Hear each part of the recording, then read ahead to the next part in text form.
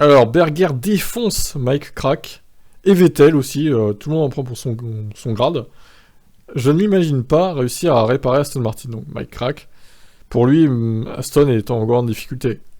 Je ne suis pas du tout convaincu par eux. Mike Crack les a rejoints en provenance de BMW, mais il vient du DTM, où il ne savait pas pourquoi sa voiture était en première ligne un jour, et à la traîne le lendemain.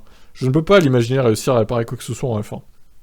Berger, qui a travaillé avec Vettel et chez Toro Rosso, à la fin des années 2000, se demandant également si la motivation du coureur du champion du monde est encore suffisante, alors que l'Allemand s'engage dans des causes d'écologie, notamment.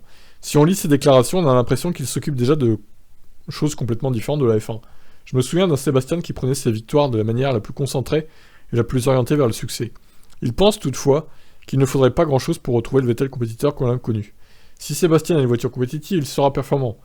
Qu'il ait des abeilles en tête ou non. Cette phrase, qu'il ait des abeilles en tête ou non, quoi.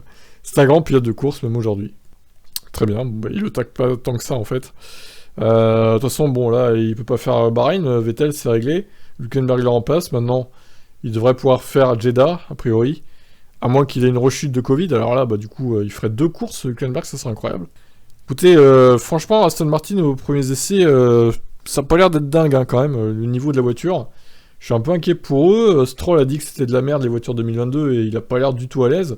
Comme on a vu, les chronos par rapport à Vettel aussi aux essais privés. Bon, je suis un peu inquiet pour Aston, hein, personnellement. Je les voyais mieux que ça, hein, avant les essais privés.